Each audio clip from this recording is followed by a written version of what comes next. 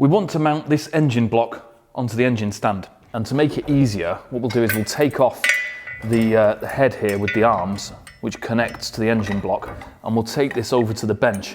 Then we'll attach it to the engine block and bring the whole thing back, and then it will be easy to fit this on the stand. We just slide the whole thing in there. So we're going to bolt these arms onto the engine block. If you're doing this with your own engine, you want to look at the engine block and work out which areas you need to get access to and which areas you can obscure basically by bolting them to the stand. So for us, this side, there's nothing that we're going to need to get access to in the rebuild at all. So I'm going to use this side to mount the thing to. We've got bosses, various bosses here on the block. We already tapped a couple out that weren't being used, so I know we've got good threads.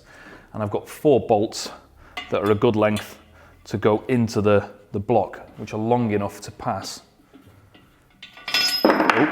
through these arms,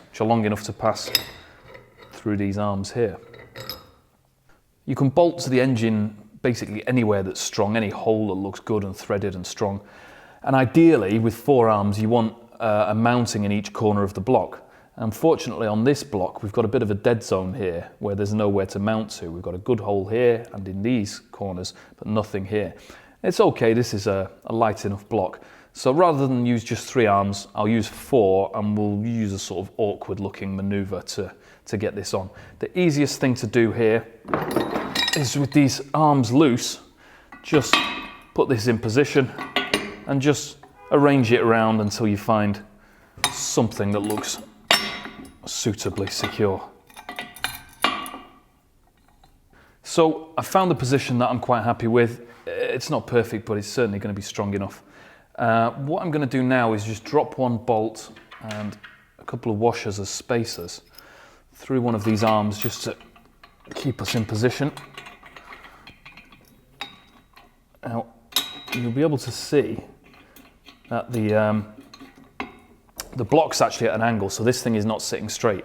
So what I'll do is on these 2 bosses, I'm just going to insert some nuts just to space that and get it closer to level. It doesn't need to be absolutely level, but the more close to level it is, the easier it will be to work on. And we'll drop these in. This won't need a spacer.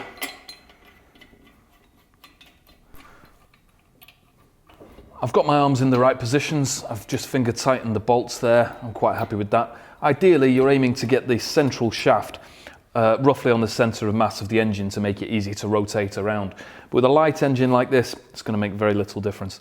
So what I'll do now, tighten these down and then tighten up the arms in the center here. We've still got a little bit of wiggle room, and we'll put it back on the stand, which is my exercise for the day.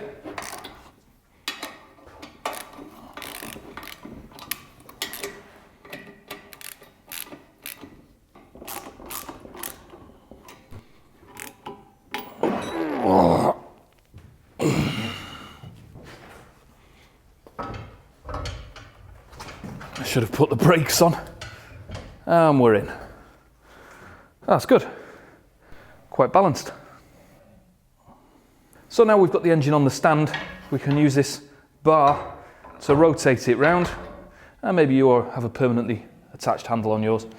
We can rotate that around, get to every part, and when we're in the right position, we can lock the engine with a little locking pin, stop it from rotating anymore.